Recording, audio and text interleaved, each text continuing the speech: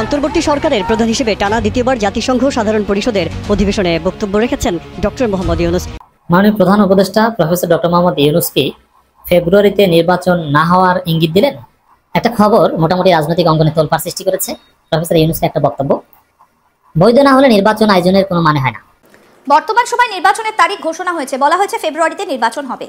তবে বলি ফেব্রুয়ারিতে নির্বাচন হবে না, কারণ যদি ফেব্রুয়ারিতে নির্বাচন হয়, আমার যে ভাইরা নতুন সংস্কারের জন্য শহীদ হয়েছেন, তাহলে কবরে কি এই সরকারকে তাদের দেহ ফেরত দিতে হবে। আসসালামু আলাইকুম সম্মানিত দর্শক বন্ধুরা দেশ ও দেশের বাইরে থেকে যারা আমাদের এই ভিডিওটি এই মুহূর্তে দেখছেন তাদের আন্তরিক শুভেচ্ছা এবং অভিনন্দন। দর্শক বন্ধুরা, যুক্তরাষ্ট্র থেকে হঠাৎ একই ঘোষণা দিলেন ডক্টর ইউনূস। দর্শক বন্ধুরা, ফেব্রুয়ারিতে কোনোভাবে নির্বাচন হবে না। দর্শক বন্ধুরা, একই হুঁশিয়ারি দিয়েছেন ডক্টর ইউনূস। দর্শক বন্ধুরা, তাহলে কি যুক্তরাষ্ট্রে গিয়ে যুক্তরাষ্ট্রের প্রেসিডেন্টের ক্ষমতা নিয়ে কিন্তু ডক্টর ইউনূস এবার এগিয়ে যাচ্ছেন? দর্শক বন্ধুরা, হঠাৎ করে যুক্তরাষ্ট্রে গিয়ে এই কেমন ঘোষণা দিলেন? দর্শক বন্ধুরা, এদিকে দেশে কিন্তু চরমভাবে খেপে গেছেন সেনাপ্রধান। দর্শক বন্ধুরা, ডাক্তার ইউনূস ফেব্রুয়ারিতে নির্বাচন হবে না এই নিয়ে কি বলেছেন সেটি নিয়ে থাকছে বিস্তারিত ভিডিও।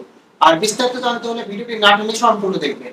আর দর্শক, মূল ভিডিওতে যাওয়ার আগে আপনাদের কাছে একটি ছোট রিকোয়েস্ট থাকবে যে প্রতিনিয়ত আপডেট নিউজ পেতে অবশ্যই আমাদের চ্যানেলটি সাবস্ক্রাইব করে পাশে থাকা বেল আইকনটি বাজিয়ে দিবেন।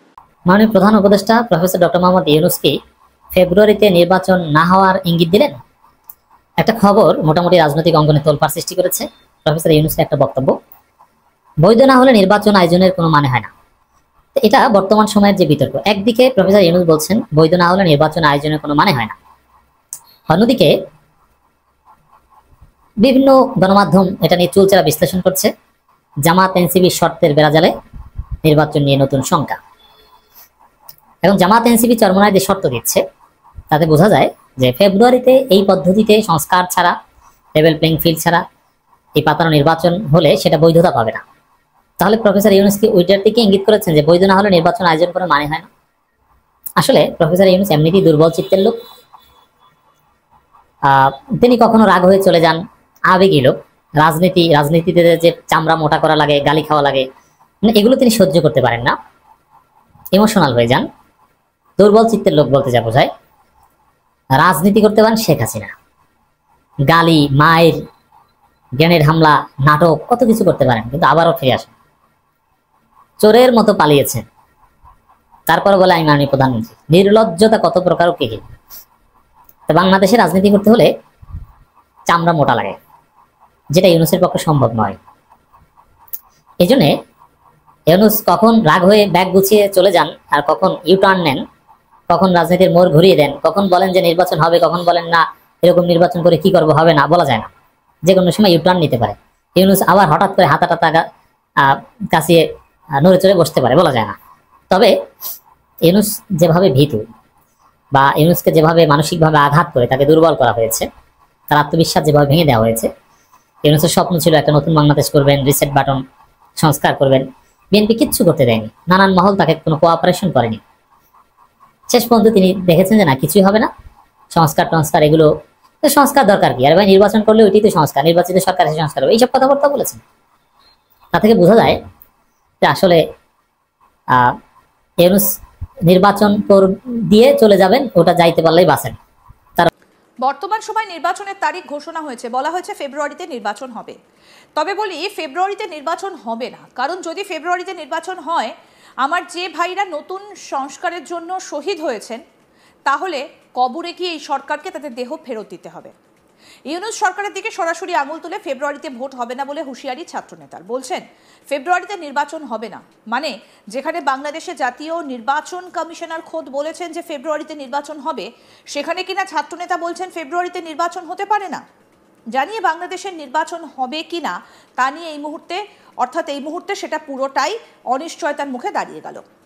বাংলাদেশে আগামী বছরের ফেব্রুয়ারি মাসের প্রথম সপ্তাহে ত্রয়োদশ জাতীয় নির্বাচন অনুষ্ঠিত হবে বলে জানিয়েছেন প্রধান নির্বাচন কমিশনার এএমএম নাসির উদ্দিন। গত শনিবার বিকেলে তিনি সাংবাদিকদের জানান একথা। প্রধান নির্বাচন কমিশনার বলছেন, বর্তমানে আইনশৃঙ্খলা পরিস্থিতি ভালো, আরও উন্নতির দিকে যাচ্ছে। আমরা চাই যাতে শান্তিপূর্ণ ও নির্ভয়ে মানুষ পছন্দের প্রার্থীদের ভোট দিতে পারেন।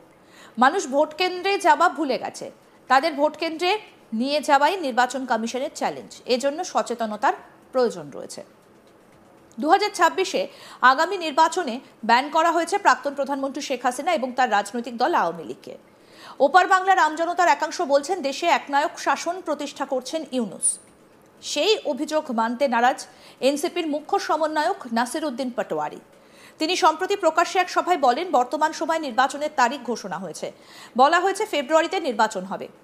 তবে বলি ফেব্রুয়ারিতে নির্বাচন হবে না, কারণ যদি ফেব্রুয়ারিতে নির্বাচন হয়, আমার যে ভাইয়েরা নতুন সংস্কারের জন্য শহীদ হয়েছিল, তাহলে কবরে গিয়ে এই সরকারকে তাদের দেহ ফেরত দিতে হবে।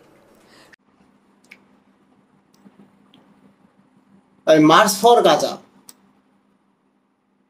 মার্চ ফর গাজা যেসব রুট হয়ে শেহারা উদ্যানে ঢুকবেন অংশকারীরা।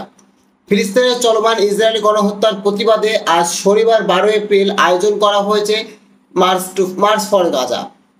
রাজধানীর সোহরাওয়ার্দী উদ্যানে অভিমুখে কর্মসূচি আয়োজন করা হয়েছে। কর্মসূচিতে অংশগ্রহণকারীদের জন্য 5টি রুট নির্ধারণ করা হয়েছে। এদিন দুপুর 2টা বাংলা মোটর, কাকরাইল মোড়, 0 পয়েন্ট, বক্সিবাজার এবং নীলক্ষেত মোড় থেকে সমাবেশে অতিব যাত্রা শুরু হবে। অংশগ্রহণকারী নিজ নিজ পয়েন্ট থেকে নির্ধারিত রুটে সোহরা উদ্যোগে প্রবেশ করবেন। বাংলাদেশ থেকে আগ্রাতা রমানা গেট দিয়ে শাহবাগ হয়ে কাকরাইল মোড় থেকে আগারগাঁও ইঞ্জিনিয়ার ইনস্টিটিউট গেট দিয়ে সোহরা উদ্যানে প্রবেশ করবেন। এছাড়া 0 পয়েন্ট এবং বক্সিবাজার থেকে আগারগাঁও এবং টিএসসি গেট দিয়ে দোয়েল চত্বর হয়ে নীলক্ষেত মোড় থেকে আগ্রা টিএসসি গেট দিয়ে ভিসি চত্বর হয়ে সোহরা উদ্যানে প্রবেশ করবেন। মার্চ ফর গাজা কর্মসূচিতে অংশগ্রহণকারীদের জন্য কিছু দিক নির্দেশনা দিয়েছেন প্যাভেলটাইন রিসেন মোকবোর্ড।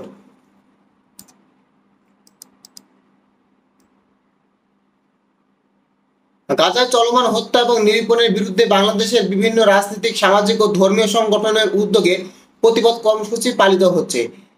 এরই ধারাবাহিকতায় পলিটিশিয়ান স্বাধীনতা মুভমেন্ট বাংলাদেশ এর উদ্যোগে আজ বিকাল 3টায় রাজধানীর সোহরা উদ্যানে অভিমুখ হবে। এতে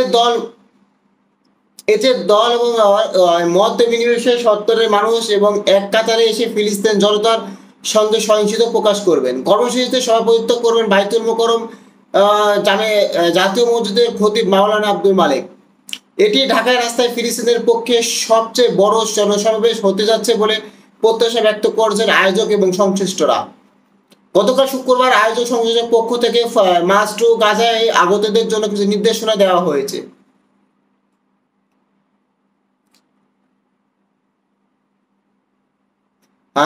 টিসিপি নেতা হাসনাত আব্দুল্লাহ এনসিপি নেতা হাসনাত আব্দুল্লাহ ফেসবুক পেজে নিজের সহ 14 জনের ভিডিও বার্তায় প্রকাশ করেছেন। সেখানে তিনি লিখেছেন, আগামী শনিবার ফিলিস্তিনের জন্য সবচেয়ে বড় মার্চ তো ঢাকায় হবে। স্লোগানে মিছিলে উত্তাল হয়ে শাহবাগ থেকে মিছিল মিয়া বেরিয়ে।